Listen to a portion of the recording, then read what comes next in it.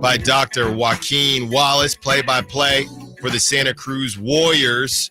Also called good amount of games for Maxime Raynaud out of Stanford. And I feel, Dr. Wallace, I feel like I'm selling you a bit short with everything you've done in the game. You have been around this game for such a long time, and we're really excited to have you on. So let's start here. What did you think about the Kings being able to snag Maxime, and were you surprised that he was around? Because based on Jay Billis's board and other boards, he wasn't supposed to be around in the 40s.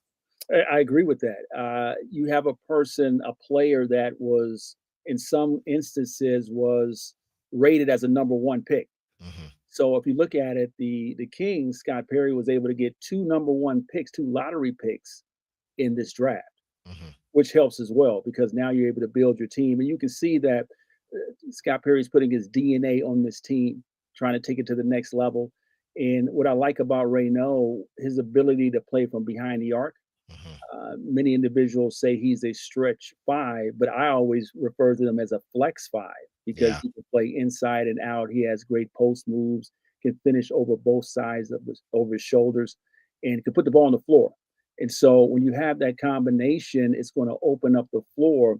What is going to be interesting is how they're going to use him with Sabonis, because I think that's going to be the key in the situation. Is he NBA ready today? Well, we don't know. And this is where the G League can come into play as well. He can learn to play the game at the NBA pace, which is much faster than the college pace, which allows him to play.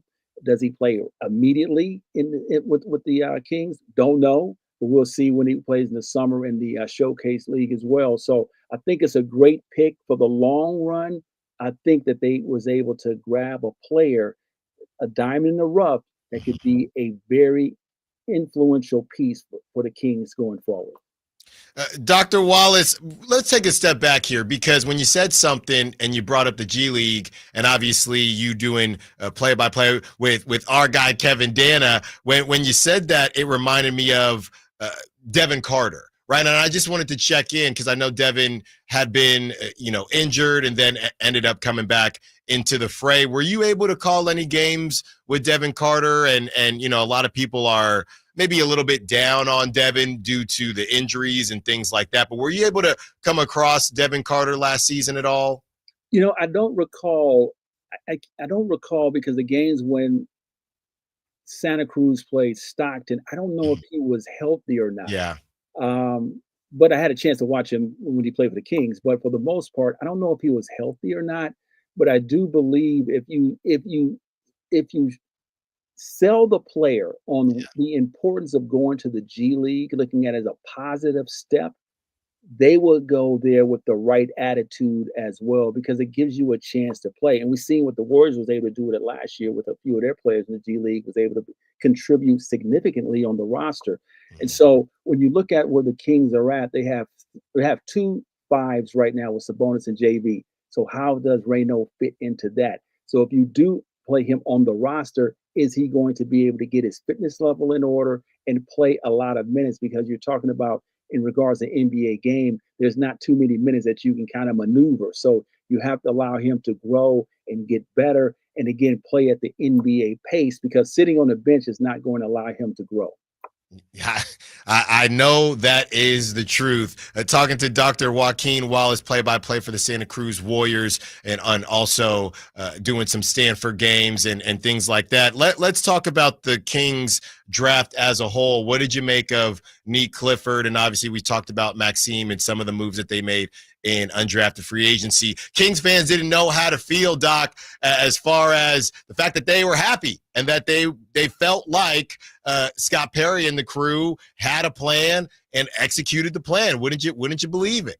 Well, if you look at the draft, I think it's like a B+ draft. I really do, because again, you get 2 lottery picks and on your roster. You really don't get that too often. And so, I mean, Nick Clifford's going to be an outstanding. Nick Clifford is NBA ready. Yeah. So he's going to be on the roster. He's long in the tooth. He's played 5 years at the collegiate level, 4 years at Colorado, 3 years at Colorado, 2 years at Colorado State, and he's been successful at that as well. He continues to grow. But one thing that stood out in the press conference that the GM mentioned is that both of the guys that he selected showed growth, and it showed that they're in their bag. That show that they're consistently improving their game, adding skills, doing the things that's necessary and required to become NBA players. And that's what you want to see, these guys coming out, working hard, improving their craft. And I do believe that Clifford will be on the roster. Is he a starter? No, but he will be on the roster, and we'll see how the Kings will utilize his skill set. Talking to Dr. Joaquin Wallace, play-by-play for the Santa Cruz Warriors. Let's start to head to the current roster, right? A couple decisions to be made about Keegan Ellis before Sunday for the Kings, and just the rosters as a whole now that the draft is done. Let's say you're Scott Perry for the day, or starting today, you are Scott Perry. What would you do with the current roster, looking at the Western Conference and Domantas Sabonis, obviously, DeMar DeRozan? How would you go about kind of manipulating this roster to put them in position to contend? Well, that's a lot to ask. So hopefully Scott Perry's not going to get on me if he sees me out at the supermarket or something one day, say, hey, you're the guy that said this. You know, what I do believe that he has a lot on his hands. Mm-hmm. But it's interesting because if you look at the roster, the construction of the roster itself, and I'm going to say something that I really do firmly believe. I believe that although you pick up DeMar DeRozan, which was a great pickup, mm-hmm. and then you move Malik Monk in the starting lineup, I think the person that it affected the most was Keegan Murray, because Keegan Murray went from his traditional comfortable 3 spot, moving him now to the 4 spot. Yeah. And it looked as though he was lost sometimes, because when you look at the offense itself, this is when they had Fox, obviously. Mm-hmm. Murray was probably the 5th option, and he was asked to play defense. Yeah. And so he reminded me of Harrison Barnes, so to speak. Sit in the corner, shoot the 3, we'll get you some offense when we can. And I think in terms of a young player, the confidence went down as well. And he was injured as well, too. So this is where they're going to have to figure out, okay, what are we going to do? Are we going to continue with DeMar DeRozan?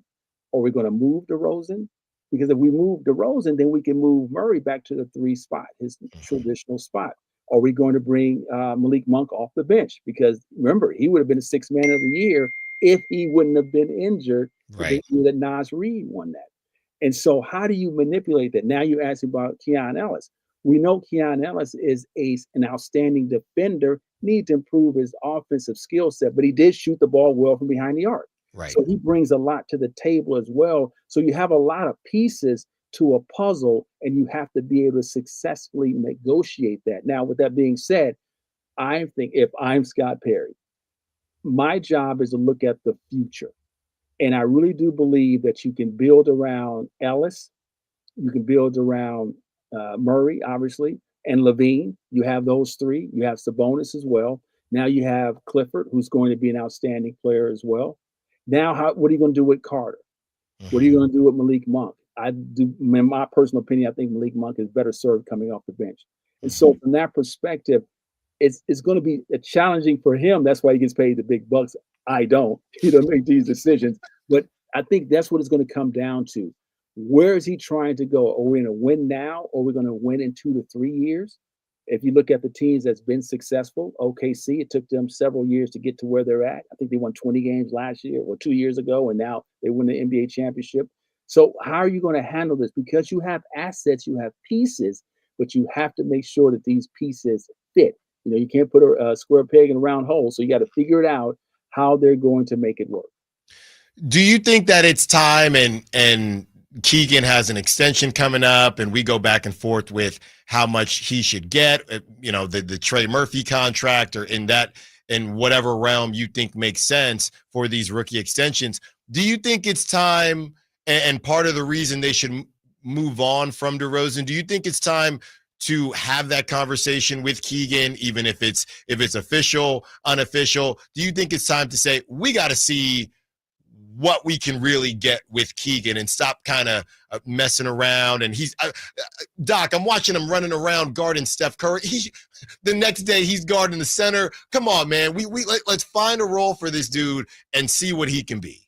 And that goes back to my point. I think that's why I said when DeRozan came and they inserted Monk in the starting lineup, the person that suffered the most was Keegan Murray, as you mentioned. Yeah. Because he was the guy, okay, I need you to guard the best offensive player. Okay, now I need you to go out and guard the 7-foot guy. Now, well, I need you to go out and shoot the 3 as well, too. So your legs are tired. I mean, it's obvious. These things happen. So I believe, again, if you're looking at the future, I would try to move DeRozan and send him somewhere that he can pursue the championship. Make it, because he's possibly be a Hall of Famer as well. He's the sixth leading scorer last year in terms of point totals in the NBA. So we know he can put the ball in the basket. But oftentimes the fit wasn't right. And I think often we look at it was a knee-jerk reaction. Okay, let's get DeMar DeRozan. Well, that probably wasn't the right decision because pace of play, he doesn't play with the pace of play. And defensively, he's not the best defender.